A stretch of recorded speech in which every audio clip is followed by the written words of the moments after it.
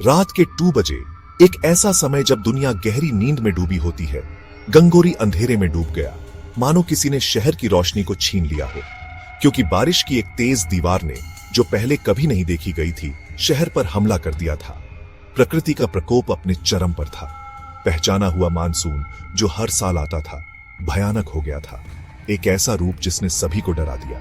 पहाड़ों से एक गहरी दहाड़ गूंज रही थी, जैसे कोई विशालकाय जानवर जाग गया हो, जो हर दूसरी आवाज को दबा रही थी। यह एक चेतावनी थी, एक संकेत था कि कुछ भयानक होने वाला है। बिजली चली गई, शहर पूरी तरह से अंधेरे में डूब गया। लोग अपने कमरों में, अपने घरों में पानी घुसने से जाग गए। एक डरावना एहसास जिसने उन्हें हिलाकर रख दिया। जमीन उनके नीचे कांप रही थी, जैसे कोई अदृश्य शक्ति उन्हें अपनी पकड़ में ले रही हो।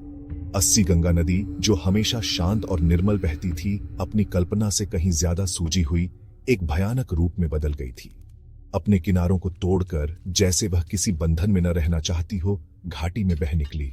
सब कुछ उसकी चपेट में आ गया। कुछ ही मिनटों में सब कुछ बदल गया। घर और होटल, जो कभी सुरक्षित ठिकाने थे, पूरे के पूरे निगल लिए गए, जैसे वे कागज के बने हों। परिवार ऊपरी मंजिलों पर फंस गए, मदद के लिए चिल्ला रहे थे। हर जगह घबराहट और डर था। लोग अपनी जान बचाने के लिए संघर्ष कर रहे थे। हवा डर और आपदा की एक भयानक मिश्रण से भरी हुई थी, धातुई गंध से भरी हुई थी। यह विनाश की गंध थी। यह कोई साधारण बाढ़ नहीं थी। यह एक ऐसी आपदा थी जिसकी कोई कल्पना भी नहीं कर सकता था।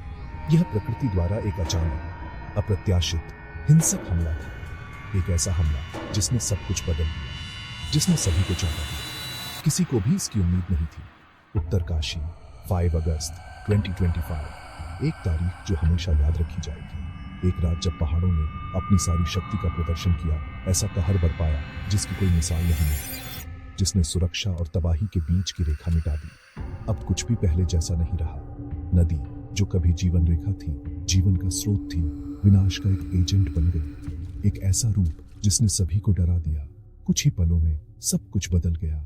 एक शांत हिमालयी शहर, जो अपनी सुंदरता के लिए जाना जाता था, अस्तित्व के लिए एक कैओटिक, भयानक युद्ध का मैदान बन गया। हर कोई अपनी जान बचाने के लिए लड़ रहा था। उस रात की याद, एक ऐसी रात जिसे कोई कभी नहीं भूल पाएगा, घाटी को पीढ़ियों तक सताएगी। ये एक ऐसा घाव है जो कभी नहीं भरेगा। कुछ ही मिनटों में सब कुछ नष्ट हो गया।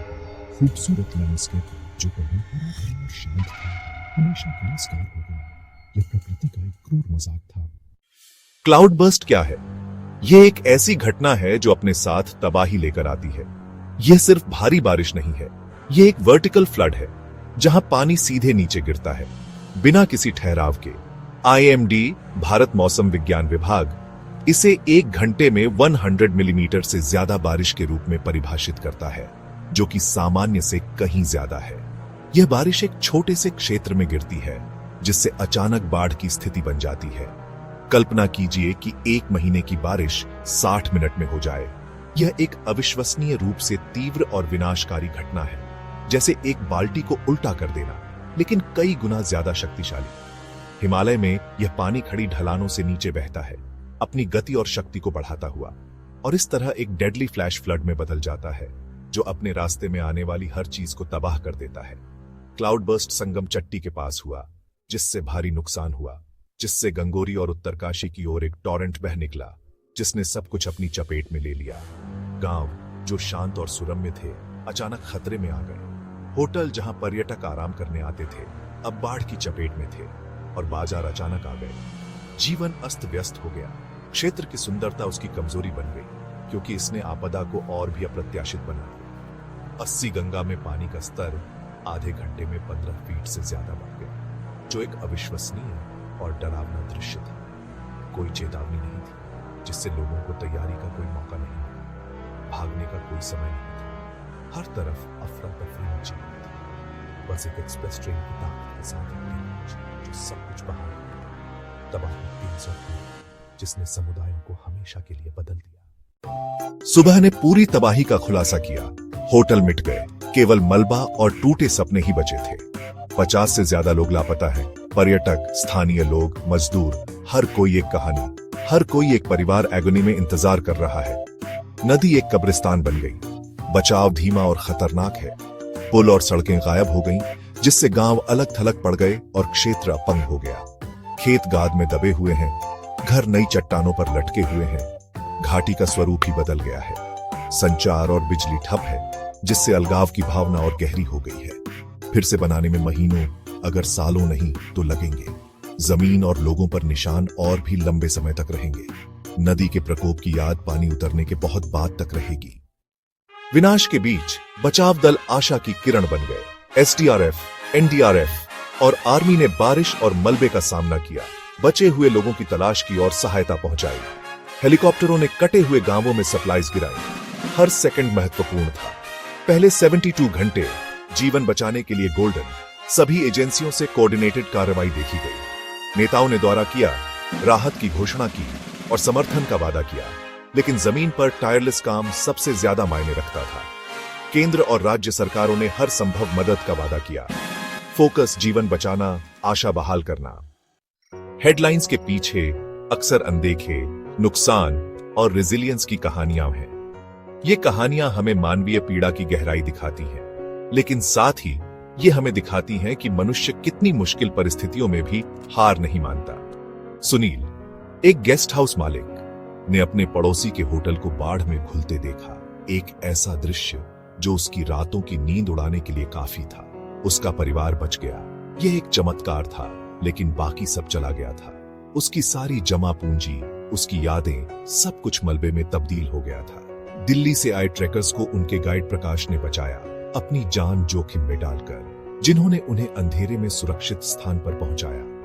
प्रकाश न केवल एक गाइड थे, बल्कि एक फरिश्ता थे जो उन ट्रेकर्स के लिए उम्मीद की किरण बनकर आए। राहत शिविर अब सैकड़ों लोगों को शेल्टर दे रहे हैं, जो अपने घरों से बेघर हो गए हैं। हवा में दुख और अनिश्चितता भारी है। हर चेहरे पर एक सवाल है, आगे क्या होगा?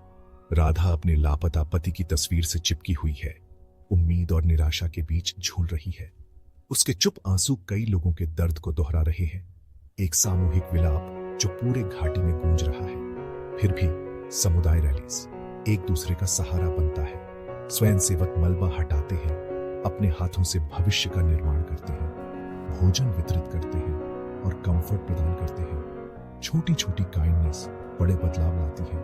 मंदिर और गुरुद्वारा विस्थापितों को भोजन कराते हैं, मानवता की सेवा करते हैं, उत्तराखंड की भावना को मूर्त रूप देते हैं। यह भावना है, हम साथ हैं। त्रासदी में रोजमर्रा के हीरो उभरते हैं, जो अपनी निस्वार्थ सेवा से दूसरों के जीवन में उम्मीद जगाते हैं और फिर से बनाने की इच्छा चमकती है।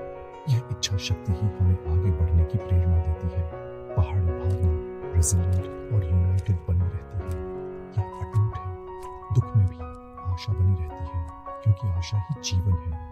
घाटी की ताकत उसके लोग हैं और उनकी एकजुटता में ही भविष्य की उम्मीद है। यह आपदा एक स्टार्क रिमाइंडर है। प्रिपेयर्डनेस जीवन बचाती है।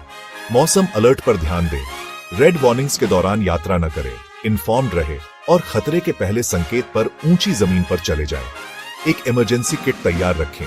टॉर्च, भोजन, पानी, दस्तावेज। नदी तटों से बचें और कभी भी बाढ़ वाली सड़कों को पार न करें। हिमालय फ्रैजिल है। रेकलेस डेवलपमेंट और डिफॉरेस्टेशन आपदाओं को बदतर बनाते हैं। यह एक वेकअप कॉल हो। रेजिलियंस बनाएं, प्रकृति का सम्मान करें और सस्टेनेबल डेवलपमेंट की मांग करें। पीड़ितों का सम्मान एक्शन से करें, न कि सिर्फ दुख से। सुरक्षित रहें, अवेयर रहें और अपनी आवाज को बदलाव का हिस्सा